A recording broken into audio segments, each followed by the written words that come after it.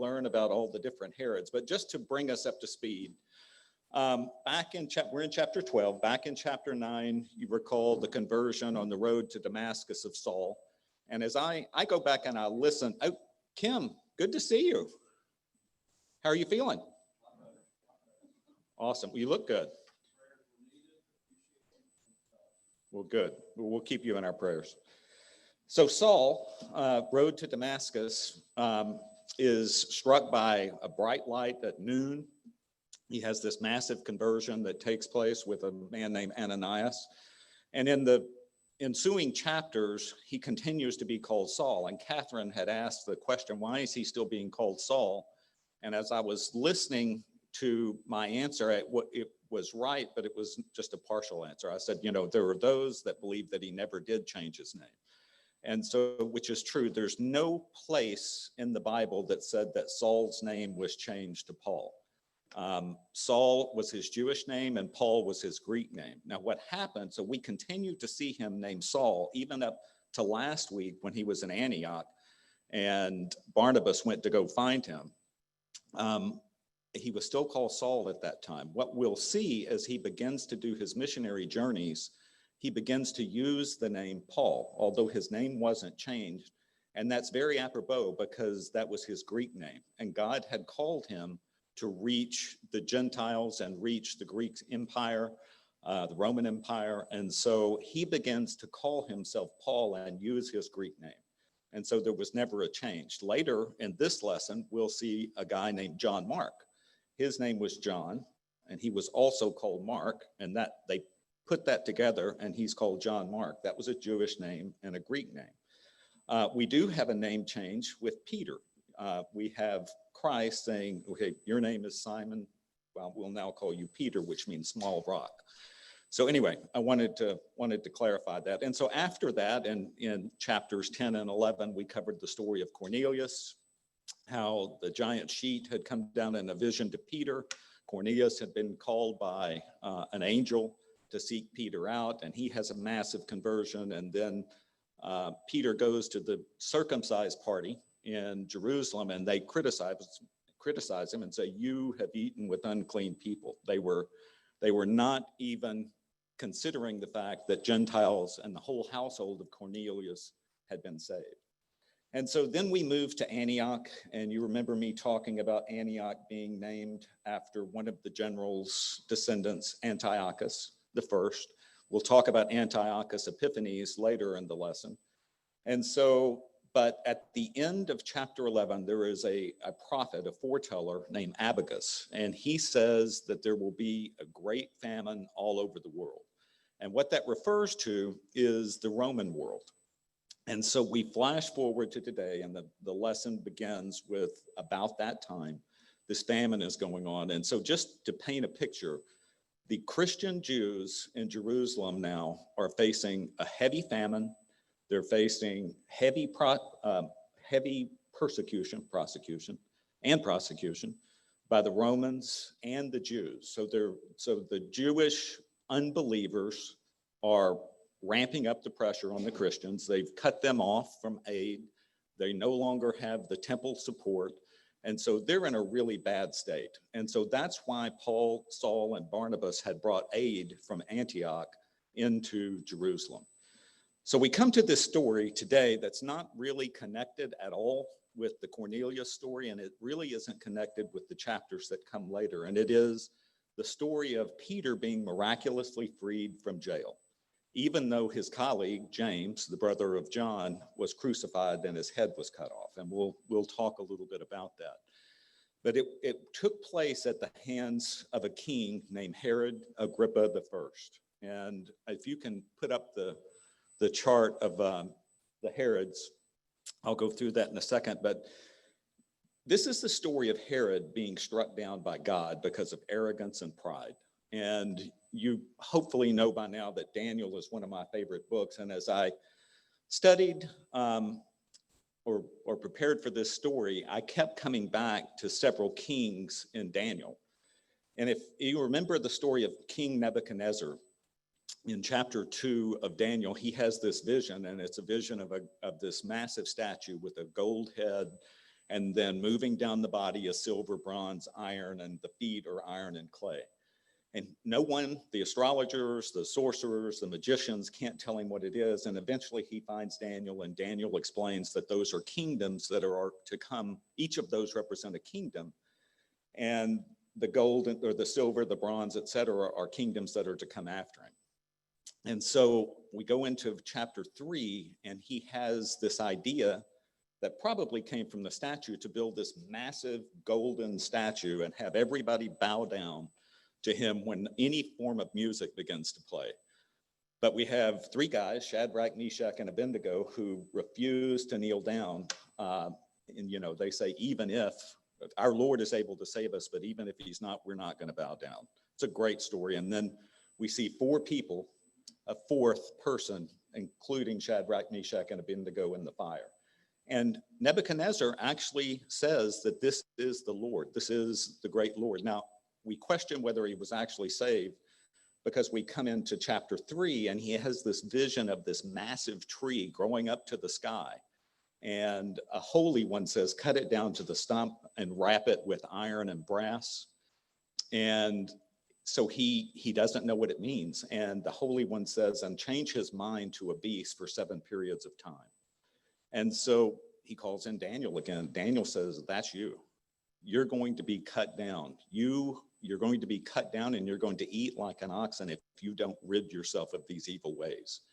And so Nebuchadnezzar hears that, and that night he's up on a balcony, and he looks out over Babylon, and he says, is this not the great Babylon that I built? And before he finished that sentence, he was crazy, and he went immediately into the field and began to eat grass like an oxen. And so God broke him. The next chapter is a king named Belshazzar. And this Belshazzar is consumed with himself. He's a massive partier. He's in the palace. And he remembers that Nebuchadnezzar in 605 all the way through 586 had destroyed the temple.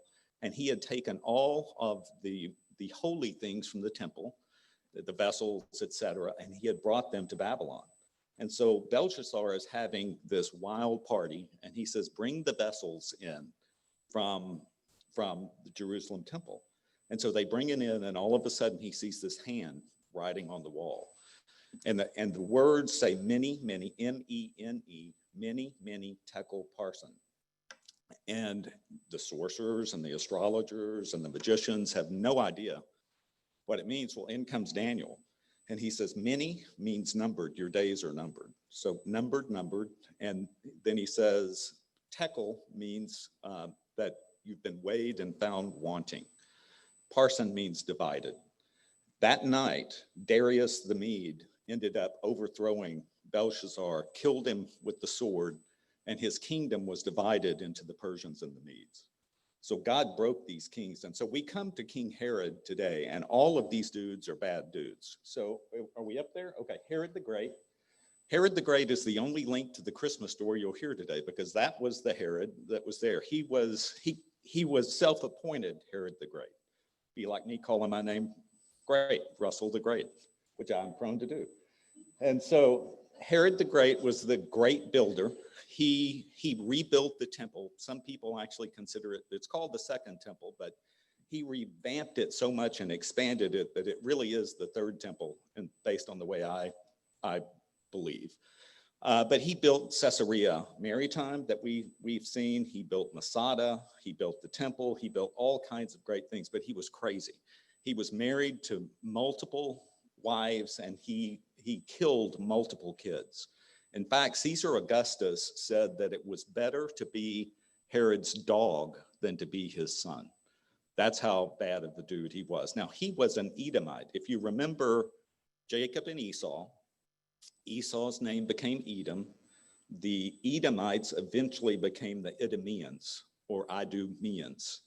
And so he is an Edomite. He's a descendant of Esau. He's not a Jew, but he is a descendant of Esau. And you go back to that great story of the angel coming and saying, there's two nations in you, and one shall serve the other. And you see this constant struggle between the Edomites and the Israelites that takes place through all of time. And it plays out as Herod tries to kill the baby Jesus. And so this is Herod the Great. If you go over, you'll see Aristobulus, and he is one of the sons that was killed by Herod. Now, by the way, this is a simplified chart. This is not there. He had many more sons, and there's a lot more busyness. This just happens to call out the names that are in reference in the Bible. So Aristobulus married a Hasmonean Jew. As we go back through, and I talk about the story of Hanukkah, which I've told before, there was this evil king that was a precursor to the Antichrist named Antiochus Epiphanes. And he set himself up in the temple. He put a statue of Zeus in the temple, and he sacrificed a pig on the altar, and the Jews hated him. And a Hasmonean Jew named John Maccabees overthrew him. And that's what is celebrated, the Festival of Lights. That is what Hanukkah is. And so Aristobulus marries this Hasmonean Jew, and they are both killed by Herod, but they have Herod Agrippa the First. And today's story is about Herod Agrippa the First. Not, by the way, Herod is like a Caesar name. It's just a king name. I love this Herodias, who is the daughter of Aristobulus. You see, she's down there in the middle section on the right. If you go up to the upper right, you'll see Philip, and that's Philip the First, Herod Philip the First. Well, Herodias actually marries Philip the First. And so, that's kind of weird, isn't it? I don't know I think he's a half uncle. I don't know if that's the technical term for it. And then she divorces Philip, and she marries Herod Antipas. And so if you remember the story of John the Baptist criticized Herod Antipas for adultery for marrying Herodias. And Herodias asked for John the Baptist's head. So that's the Herod that actually took John the Baptist. So anyway, Herod Agrippa the First is today. He will die at the end of the story today. He married a Jewess as well, and he tended to be a quasi-Jew. And what that means is that he was kind of observant, and he tried to suck up to the Jews that were there, and he tried to please them, and that plays a big part in the story today. But obviously, he was not a follower of God. Okay, so let's start with Tricia. Tricia, can you read James killed and Peter in prison, Acts 12:1 through 12:5? Sure. About that time, Herod the king laid violent hands on some who belonged to the church. He killed James, the brother of John, with the sword, and when he saw that it pleased the Jews, he proceeded to arrest Peter also. This was during the days of unleavened bread. And when he had seized him, he had put him in prison, delivering him over to 4 squads of soldiers to guard him, intending after the Passover to bring him out to the people. So Peter was kept in prison, but earnest prayer for him was made to God by the church. That earnest prayer was made to God by the church. That's a great line. About this time, which is referring back to the famine that was prophesied by Abacus. About this time, Herod the king, Herod Agrippa the First, laid violent hands, and he killed James, the brother of John. These are 2 of the apostles. This is not James, the half-brother of Jesus. This is James and John, the sons of thunder, the sons of Zebedee that Jesus called. This is an apostle, and this is the first apostle that is martyred. Interestingly, as we went back earlier in Acts, when Judas ceased to be an apostle, died, they replaced him with Matthias. And so they had 12 apostles. They don't replace them anymore from this period on. The 12 apostles, including Matthias, are set in place, and they will be for all of eternity. And so James, the brother of John, dies with the sword. Do you remember the story of James and John had their mother go to Jesus and said, you know what would be really cool? If you could put my son John on your right and my son James, I don't know if he said John on the right, have one on the right and one on the left in your kingdom. What did Jesus say? Anybody remember? Can you drink from the cup I'm going to drink from? can you be baptized in the baptism that I'm going to be baptized? What'd they say? And he, by the way, he didn't look at the mom. He's like, okay, I'm now looking at James and John. And he asked him that question. And what did they say? Yes, we can. And he said, you very well will. Well, here's where it happens. So he told them that they would be martyred. And this is James being martyred. And so, you know, Herod wants to please these Jews. And notice that it says when he sees that it pleases the Jews, he's like, we'll do a repeat. But it's Passover. And so Feast of Unleavened Bread. Okay, so, Passover happens, and then there are 7 days after Passover, which is the Feast of Unleavened Bread, and they're all high holy days.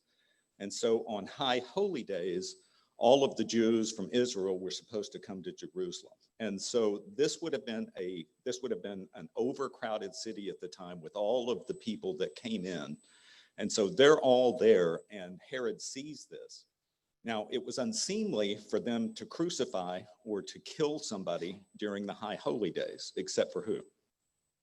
Except for Jesus. And so they decided he was such a nuisance, they would violate their holy days and have him crucified. But they're going to wait until after. And so they take Peter and they put him with 4 squads. A squad is 4 people.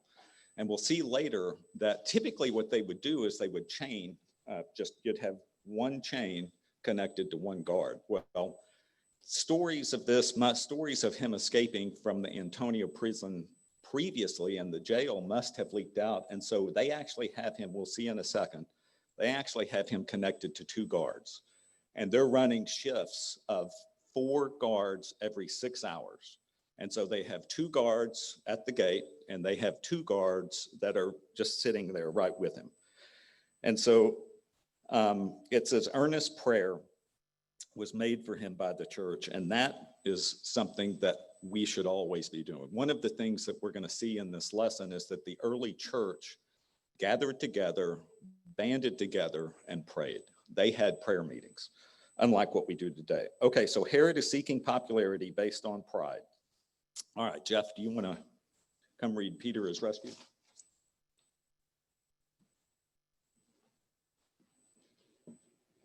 Now, when Herod was about to bring him out on that very night, Peter was sleeping between 2 soldiers, bound with 2 chains, and sentries before the door were guarding the prison.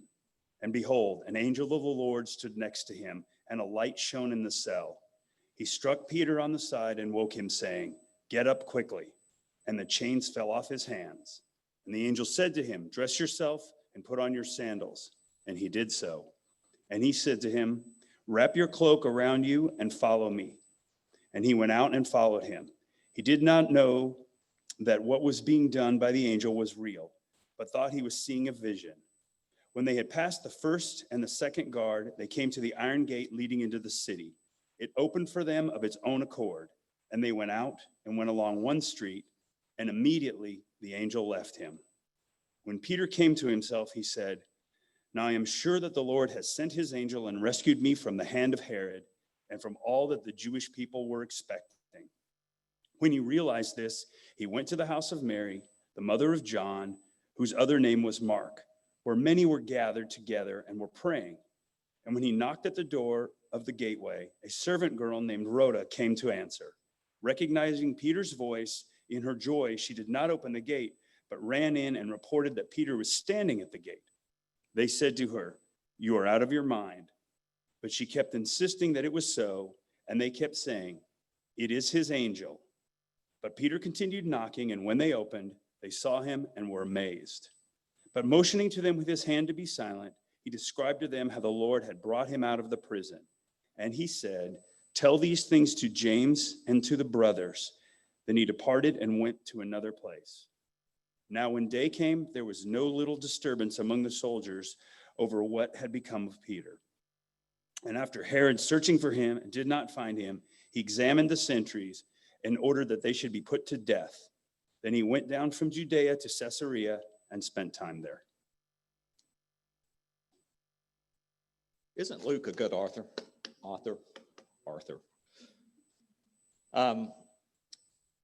I love this. So he breaks out of jail, but he can't break into a prayer meeting. Isn't that great? And he's sleeping. Okay, you're going to die the next day. You're going to die the next day. You're chained between two guards, and you're sleeping. He struck him. Yeah. No. He strikes him. Yeah. He's about halfway drunk. He's groggy. They have to tell him to put his clothes on. He tells him every step, gird yourself. Yes, Brian. A cloaking device. I think so. Good point. This is the first incidence of a cloaking device. Okay, so Peter had no issue with insomnia. If you recall, there's two other famous instances with Jesus where we find Peter asleep. Anybody know those? The Garden of Gethsemane and the Transfiguration. Both of those, Christ finds him sleeping. And so, but he's sleeping here, and this is a different thing because, in both of the Transfiguration and the Garden of Gethsemane, they were just exhausted. Well, he's been here in prison, but he's not worried about death.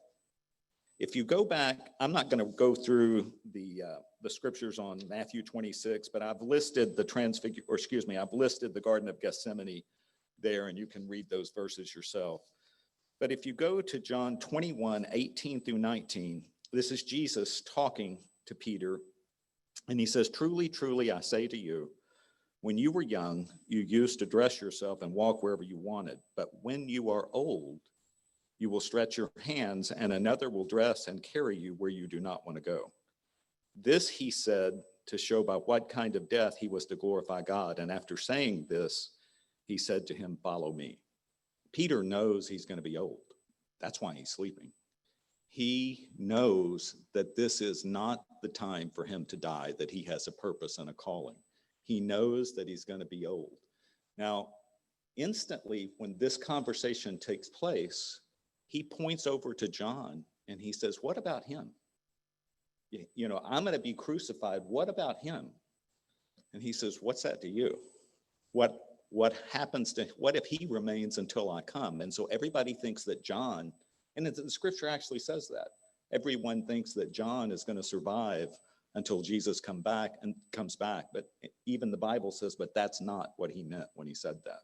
So we've got John, who will ultimately live to a ripe old age and write the book of Revelation on Patmos. We've got James, who was told that you would drink from the cup. He has been crucified. And we have Peter, who knows he's going to be old. And so he's chained, again, groggy. The angels having to tell him everything. He's in this fog. He doesn't know what's happening. And we see the gate that automatically opens. It's first automatic gate. And yes, you have to have a toll tag to make those work. And so, he's got his toll tag. Here's the question. So James, young guy, is put to death, and Peter is saved. Why?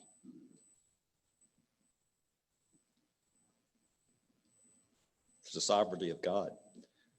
When your time is done, you're going to go away. When God has fulfilled his purpose for us, I believe you're invincible until your time is called. Now, that doesn't mean you should live like that. But until your time is done, God is going to keep you safe, and he's keeping Peter safe. Even though Peter can't break in, he goes to this house. By the way, I've showed you the picture of the room, the upper room, when you go to Israel. It's not really the upper room. It's about 3 ground levels above what was Jerusalem in the first century. But it's believed that is where the actual place, the actual Last Supper took place. And there are those that believe that this is the same place. And so they're gathered together in this large room, and they're having a prayer meeting. Notice that they're shocked. They're they're not praying expectantly. They're not praying faithfully. We know Peter's going to be okay, but they're just praying hard.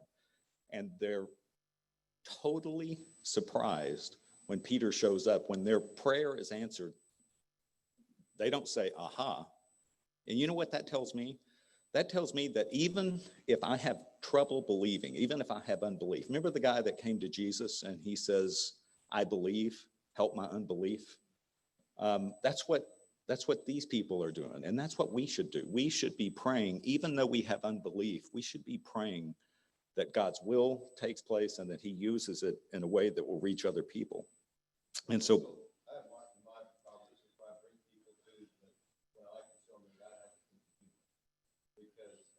because this is, so Don says for the Zoomers, he has marked, this is where God has a sense of humor, because Peter's down there knocking.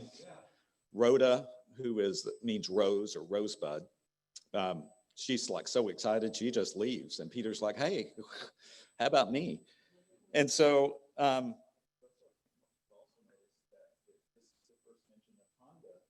yeah, Accord. No, it's not. We've had the Accord. Yes, they were. Yes, we've actually had several Accords. It is another example of a Honda. So I've lost control. Usually it's me that branches off and goes off into the woods. Okay, so they say, you're crazy. Not only do we not believe you, you're a nutball. And so they say it's his angel. Now, the Jews, I don't know exactly what first century Christians believed about angels. I think it was 5 years ago, we had the lesson on angelology and went through all of the different angels and the beliefs. I believe that we have guardian angels, and I hope that this is a reference to that. But the Jews actually believed that when you died in the first century, the Jews believed that when you died, that there would be an angel that had your appearance that would be created. That's a very strange, it's not supported anywhere. That's not to be believed. But either way, they think that this angel has appeared and he just continues to knock. And he says, tell these things to James and to the brothers. This James is obviously, it's not the James that had his head cut off. This is James, the brother of Jesus. And so it's clear that James, the brother of Jesus, at this point has become the leader of the church. Peter's about to disappear, as it says. Then he departed and he goes to another place. So James keep in mind, James was not even a believer until Christ was crucified and resurrected. So now he's a believer. Now he's the leader of the church. And I love Luke's understatement. There was no little disturbance. So everything's going to hell in a handbasket as Herod is searching for these guys. And the rule was for the guards, you'll suffer the same fate of your prisoner that your prisoner's fate was if you lose them. And so he has them killed. And then he departs. I don't know if he's embarrassed, but he departs and he goes, I think, I'm trying to remember, it's about 90 miles, 80 miles to Caesarea Maritime that I showed you the picture of. And so that Caesarea Maritime, if you remember, was the seat of Roman authority in Israel and Judea. And so I'll show you another picture from Caesarea of the theater that is there today. So I love this quote from J. Oswald Sanders in The Key Point. Peace is not the absence of trouble, it's the presence of God. Isn't that a great quote? And so I think Peter, part of the reason that he was able to sleep is he had the presence of God. All right, Catherine, you want to read our next section? The death of Herod. Now Herod was angry with the people of Tyre and Sidon, and they came to him with one accord, having persuaded Blastus, the king's chamberlain, and they asked for peace because their country depended on the king's country for food. On an appointed day, Herod put his royal robes, took his seat upon the throne, and delivered an oration to them. And the people were shouting, the voice of a God, not of a man. Immediately an angel of the Lord struck him down, because he did not give God the glory, and he was eaten by worms and breathed his last. Isn't that great? So all of us who still have a 12-year-old little boy love that. The girls are like, this is so gross. Okay, Doug, here's what I want. I want to go to the map, and then I want to go to the picture, and then come back up to these verses. So there is the map, and if you'll look up north, you'll see Sidon and Tyre, and way on down, you'll see Caesarea. So Sidon and Tyre were part of the old Phoenician Empire, and they were dependent on food from Galilee. And so they have somehow come at cross purposes with Herod, and he basically has cut them off from food. And they decide they're going to have to suck up to him. And so they send this delegation to Caesarea, and they fill Caesarea. Can you go down to the theater? So this is a modern day picture of the theater in Caesarea. And if you've been there, it looks just like this. They have concerts there. It's been revamped. But this is where he gave his oration. And all these people are up there, and they say he has the voice. You can go back up to the scriptures, Doug. He has the voice of a God. And so the chamberlain, by the way, is the head of his house servants. And so I work with the general that says that if you want to get in good with a government official, you need to know the person that puts them in bed at night. And so that's what Tyre and Sidon have done. They have gone to the chamberlain to organize this trip. Now, this story, I've talked about Josephus before, but Josephus was a famous Jewish historian that was pro-Roman. And this story is actually told by Josephus. This really happened. And he actually told it in more detail. He says that it was in a bright day, and that Herod came out, and his wardrobe was silver, literally silver woven in, and there was gold strands to it, and it gleamed in the sun. And so he set himself up on the throne in the theater. He's shining, and instantly, now Josephus says that he was struck down and that he died 5 days later. This is not clear about exactly when he dies, but notice the angel again. The angel is striking again, but this time he strikes a little bit harder than he struck Peter. And so he is struck down, and he's eaten by worms. There is, just to be graphic, just for those of the females that want to know more about worms. So in sheep country, there is a tapeworm that can be transmitted through food to humans, and it forms a cyst. Isn't that great? A cyst on the right lobe of your liver, and it incubates worms, and eventually it will kill you. And so doctors have basically said that he had created this cyst, and that is what caused him to be struck down. I don't know. What I do know is that the angel of the Lord strikes him down, just like he did Belshazzar, strikes him down, and just like he did Nebuchadnezzar, because God hates arrogant pride, especially from those that are in authority. And it says, because he did not give God the glory.